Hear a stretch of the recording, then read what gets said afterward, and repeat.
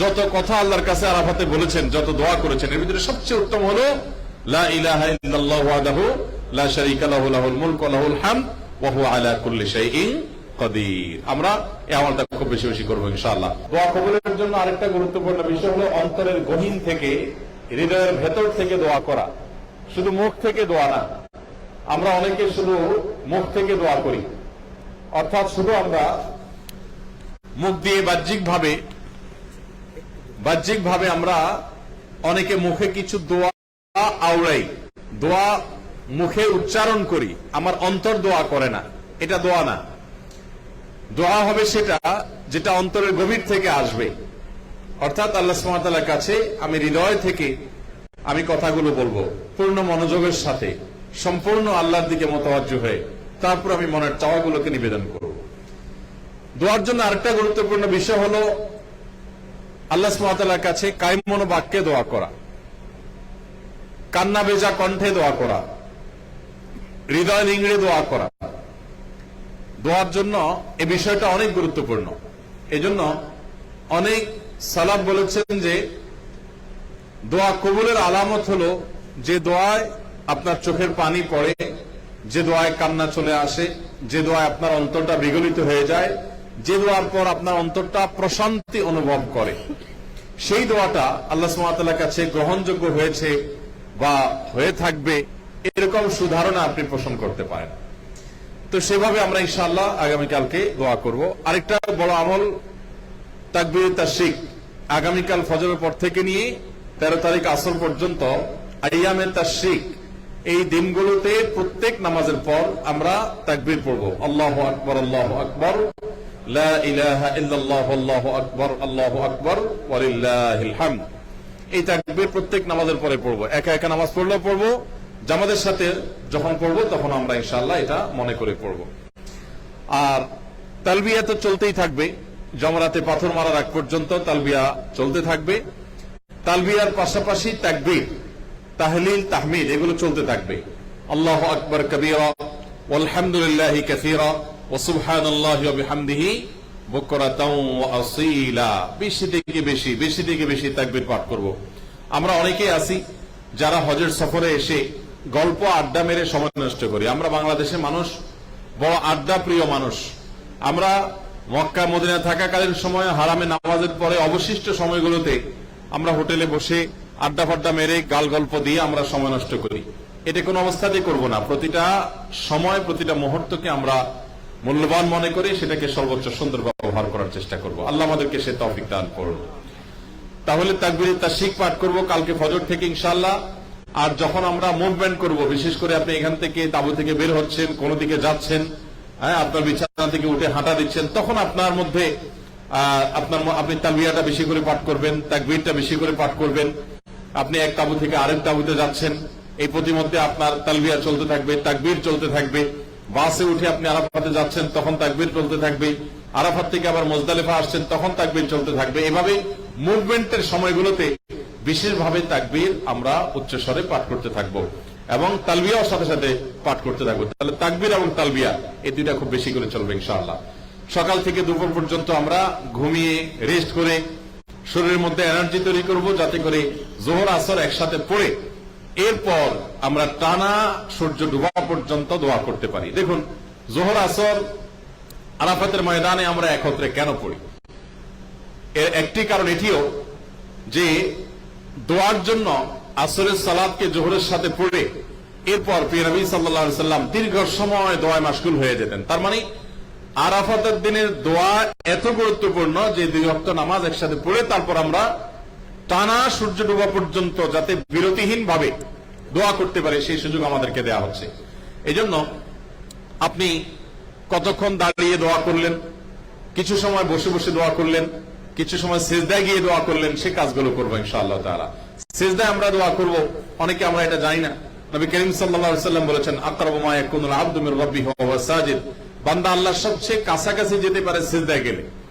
আপনি সিঙ্গেল সিজদা দিতে পারেন, আল্লাহু আকবার বলে সরাসরি সিজদায় চলে গেলেন, যে আল্লাহর তাসবিহ, আল্লাহর পবিত্রতা বর্ণনা করার পর সেখানে আপনি আল্লাহ সুবহানাহু ওয়া তাআলার কাছে মনের চাওয়াগুলোকে যতক্ষণ মনে চায় চাইলেন, 10 মিনিট, 5 মিনিট, 15 মিনিট, যতক্ষণ পারেন শরীরে কুলায় আপনি সিজদায় লুটিয়ে পড়ে থাকলেন, চোখের পানি ফেলে আল্লাহর কাছে মিনতি পেশ করলেন, এরপর আপনি সেখান থেকে উঠে তারপর আল্লাহ সুবহানাহু ওয়া তাআলার কাছে আবার বসে বসে দোয়া করলেন, কিছু সময় দাঁড়ায় দোয়া করলেন, কিছু সময় একদিকে দোয়া করে কিছু সময় আরেক দিকে দোয়া করলেন, কিছু সময় আবার একটু ব্রেক নিয়ে আবার দোয়া শুরু করলেন। এভাবে অনবরত আল্লাহর কাছে আমাদের চাওয়াগুলোকে আমরা পেশ করতে থাকবো। মোহতারাম হাজরিন, আল্লাহর কাছে আমাদের গুরুত্বপূর্ণ চাওয়া থাকবে হেদায়েত। আমরা যেন হেদায়েতের উপরে থাকতে পারি, আল্লাহ যেন আমাদের উপরে সন্তুষ্ট হন, আমাদের হজ্জটা যেন হজ্জে মাবরুর হয়, আমরা যেন দুনিয়া থেকে বেগুনাহ হয়ে গুনাহ মাফ করে তারপর আমরা দুনিয়া থেকে যেতে পারি। এই চাওয়াগুলো আল্লাহর কাছে খুব বেশি বেশি করে হবে। সমস্ত হাজীদের জন্য দোয়া করব, এবং ইতিপূর্বে যারা হজ করেছেন তাদের জন্য দোয়া করব, ভবিষ্যতে যারা হজ করবেন তাদের জন্য দোয়া করব। যত বেশি অন্যের জন্য দোয়া করবেন, আল্লাহর ফেরেশতা, নিযুক্ত ফেরেশতা আপনার জন্য বলবেন ওয়ালাকা মিসলা যালিক, এবং তোমার জন্য একই জিনিস আল্লাহর কাছে আমরা চাই, তোমাকেও আল্লাহ তাআলা একই জিনিস দান করুক। অর্থাৎ আপনি ফেরেশতাদের দোয়া পাবেন যদি আপনি অন্য মুসলমানের জন্য দোয়া করেন। অতএব আমরা সেভাবে দোয়া করতে থাকবো ইনশাআল্লাহ। মোহতারাম হাজরিন, আমি প্রায় সব জায়গায় বলে থাকি, দেখুন আরাফাতের দোয়া এটা গুলি মিস হলেও এই দোয়া মিস হয় না। শুধুমাত্র সেই শর্তগুলো পূরণ করে দোয়া করা দরকার। বিভিন্ন অভিজ্ঞতা দ্বারা এটি প্রমাণিত, বারবার বারবার এটি প্রমাণিত যে আরাফাতের দোয়া মিস হয় না, কিন্তু দোয়া করার মতো করতে হবে। দোয়া আল্লাহ সুবহানাহু ওয়া তাআলার কাছে চোখের পানি ছেড়ে দিয়ে কান্নাকাটি করতে হবে। আমরা কত কপাল পোড়া, কত হতভাগা যে আল্লাহর কাছে চাইতে পর্যন্ত জানি না, চাওয়ার ভাষাটুকু পর্যন্ত আমাদের নাই। আমাদের হৃদয়টা গলা তো পরের কথা, চোখ দিয়ে পানিটা পর্যন্ত আসে না। আমরা এত হতভাগা হয়ে গেছি। এই কথাগুলো যখন ভাববো তখন আমার অন্তরটা আরো বিগলিত হওয়ার কথা, এবং এগুলো চিন্তা করার পর আমার মধ্যে অপরাধ বোধ আরো বেশি জাগ্রত হওয়ার কথা। আমার মতো নাখান্দা নালায়েককে আল্লাহ তাআলা আসার তৌফিক দিয়েছেন, আমি তার শুকরিয়া আদায় করা দরকার, আর শুকরিয়া আদায় করে এভাবে দোয়া করতে থাকবো ইনশাআল্লাহ। আরাফাতের দোয়ার পাশাপাশি আমরা মুজদালিফাতে যখন আসবো, মাগরিব এশা একসাথে পড়ে রাত্রে শুয়ে পড়বো, ফজর আউয়াল ওয়াক্তে পড়ে সূর্য ওঠার আগে আগে আমরা চলে যাব মিনাতে, কিন্তু ফজরের পর থেকে নিয়ে চতুর্পাশ ফর্সা হওয়ার আগ পর্যন্ত আমরা আবার দোয়া করতে থাকবো। হজে দোয়ার এতগুলো জায়গা আছে, হাসান বসরি রহমাতুল্লাহ বলেছেন 14টা জায়গা আছে দোয়া কবুলের, মক্কাতে, মিনাতে, মুজদালিফাতে, আরাফাতে, সবগুলো মিলিয়ে। এই দোয়ার জায়গাগুলো বারবার আমরা পাবো না, এবং সুযোগ বারবার আসবে না। এই জন্য মনোযোগের সাথে আমরা দোয়া মাসগুলো হবো ইনশাআল্লাহ তাআলা। আরাফাতের দিনের শ্রেষ্ঠ দোয়া আপনারা ইতিমধ্যে শুনেছেন, বারবার জেনেছেন, খায়রুদ দুআই দুআউ আরাফা ইয়াউম আরাফা ওয়া খায়রু মা কুলতু আন-নাবিয়্যুনা মিন ক্বাবলি। নবী সাল্লাল্লাহু আলাইহি ওয়াসাল্লাম বলেছেন, আরাফাতের দিনে আমি এবং আমার পূর্বে যত নবীরা এসেছেন, যত কথা আল্লাহর কাছে আরাফাতে বলেছেন, যত দোয়া করেছেন, এর ভিতরে সবচেয়ে উত্তম হলো লা ইলাহা ইল্লাল্লাহু ওয়াহদাহু লা শারীকা লাহু লাহুল মুলকু ওয়া লাহুল হামদ ওয়া হুয়া আলা কুল্লি শাইইন কাদির। আমরা এই আমলটা খুব বেশি বেশি করব ইনশাআল্লাহ। আরাফাতের দিনের রোজা এটা হাজী সাহেবদের জন্য না, যারা দেশে আছেন অথবা হজ করছেন না, আরাফাতে নাই, তারা আরাফাতের দিন উপলক্ষে তারা রোজা রাখবেন, এবং আরাফাতের দিনের যে আমলগুলো আছে, বিশেষ করে দোয়ায়ে আরাফা, যেটা লা ইলাহা ইল্লাল্লাহু ওয়াহদাহু লা শারীকা লাহু লাহুল মুলকু ওয়া লাহুল হামদু ওয়া হুয়া আলা কুল্লি শাইইন কাদির, সেটা পাঠ করা আর অন্যান্য আমলগুলো আমরা ইনশাআল্লাহ করতে থাকবো।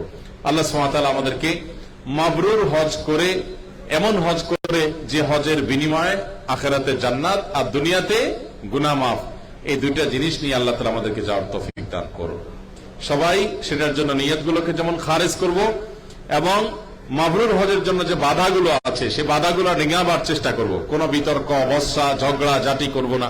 অনেক সময় দেখা যায় টয়লেটে একটু সামান্য এদিক সেদিক হওয়াতে বাদানুবাদে জড়ায় যায়, আমরা তর্কে জড়ায় যাই। এটা কোনো মাবরুর হজকারী মানুষের কাজ হতে পারে না। মাবরুর হজকারী মানুষ স্যাক্রিফাইস করবে, স্যাক্রিফাইস স্যাক্রিফাইস স্যাক্রিফাইস, ত্যাগ ত্যাগ এবং ত্যাগ। এটাকে নিজেকে নিয়ন্ত্রণ করার একটা বড় প্রশিক্ষণ কেন্দ্র বলতে পারেন। কিভাবে নিজেকে কন্ট্রোল করতে হয়, আত্মনিয়ন্ত্রণ করতে হয়, তার প্রশিক্ষণ হজ আমাদেরকে দেয়। আমরা সেটা করবো ইনশাআল্লাহ তাআলা। আল্লাহ সুবহানাহু ওয়া তাআলা আমাদের সবাইকে সেই তৌফিক দান করুন। মোহতারাম হাজিরিন, আমরা সবাইকে দোয়াতে শামিল রাখবো। আমিও আপনাদের জন্য দোয়া করবো ইনশাআল্লাহ বিইذনিল্লাহ। শেখ আব্দুল মোহাম্মদ সাইফুল্লাহ ভাইয়ের নেতৃত্বে আপনারা হজ সম্পন্ন করছেন, এটা আপনাদের জন্য অনেক বড় সৌভাগ্যের বিষয়। প্রথমত, এই লোকটা হলো হজ পাগল মানুষ। কিছু মানুষ আছে হজ পাগল, উমরা পাগল, অর্থাৎ এটার মধ্যে সে পড়ে থাকতে পছন্দ করে, ভালোবাসে এটাকে। তো এই আল্লাহর বান্দাটা সে মানুষ, আমি যতটুকু জানি তাকে ওয়ালা উযাক্কি আলাল্লাহি আহাদা। তো সেই হিসাবে আপনারা সৌভাগ্যবান যে একজন হজ পাগল মানুষের সাথে আছেন, যিনি হজ এবং হাজিদের খেদমতে নিজেকে অনেক বেশি নিয়োজিত রাখার চেষ্টা করেন। আল্লাহ সুবহানাহু ওয়া তাআলা আমাদের সবার হজ যাত্রাকে সহজ করে দিন, সমস্ত আমলগুলোকে সহজ করে দিন, আমাদের দোয়াগুলোকে আল্লাহ তাআলা ভরপুর কামিয়াব এবং কবুল করে নিন। মাবরুর হজ করে আমাদেরকে ফিরে যাওয়ার তৌফিক দান করুন। আমাদের চোখগুলো যেন অশ্রু সজল হয়, আমাদের অন্তরগুলো যেন বিগলিত হয়, আমাদের তওবাগুলো যেন সুদৃঢ় হয়, আমরা যেন পরিবর্তন করে নিজেদেরকে এখান থেকে যেতে পারি। অনেক হাজী সাহেব আছেন, হজ এখানে রেখে চলে যান, না ভাই হজ সাথে নিয়ে যাব। হজ এর মাধ্যমে নিষ্পাপত্য যেটা অর্জিত হচ্ছে সেটাকে ধরে রাখার চেষ্টা করব, এবং আমরা আমাদের দেশে যাওয়ার পর আমরা চেষ্টা করব মুত্তাকি হয়ে বেঁচে থাকার, নামমাত্র হাজী না হয়ে আমরা যেন মুত্তাকি হয়ে বেঁচে থাকতে পারি। সেজন্য আল্লাহর কাছে দোয়া করব, চেয়ে নিব যে আল্লাহ এখানে আমার মনের যে আবহ, মনের যে পরিবেশ তৈরি হয়েছে, আমার দেশে ফেরার পরও যেন সেটা বলবৎ থাকে, বরং উত্তর যেন আরো বৃদ্ধি পায়। এবং সেটার জন্য আপনার আমার কর্তব্য হবে ভালো সার্কেল মেনটেন করা, নেককার, মুত্তাকি, পরহেজগার, আল্লাহ ভীরু, লোভ লালসা নাই, দুনিয়ার মোহ নাই, তারপর সচ্চরিত্রবান, আমলি, নামাজি, দান দক্ষিণাকারী, এরকম মানুষ যারা আছে তাদের সোহবত, তাদের সান্নিধ্য আমরা বেশি বেশি করে উঠাবো। দেশে গিয়ে আপনি যত নেককারদের সোহবতে, তাদের সান্নিধ্যে, তাদের সংস্রবে, তাদের বলয়ে আপনি থাকবেন, সার্কেলে থাকবেন, তত বেশি আপনি হজকে ধরে রাখতে পারবেন, অর্থাৎ হজের নূরটাকে আপনি ধরে রাখতে পারবেন, এবং ইবাদত বন্দেগীর ধারা অব্যাহত থাকবে ইনশাআল্লাহ তাআলা। আল্লাহ সুবহানাহু ওয়া তাআলা আমাদের সবাইকে সেই তৌফিক দান করুন। যত বদভ্যাস আছে সম্ভব হলে একটা চিরকুট লিখে ফেলান, একটা কাগজে কলম নিয়ে লিখে ফেলেন যে আপনার মধ্যে কি কি বদভ্যাস আছে। বদভ্যাস নম্বর 1, 2, 3, বদমেজাজি আছে, গালমন্দ করার বদস্বভাব আছে, লোভ লালসা হয়, কৃপণতার বদস্বভাব আছে, পরিবারের সাথে দুর্ব্যবহার করার অভ্যাস আছে, অধীনস্থ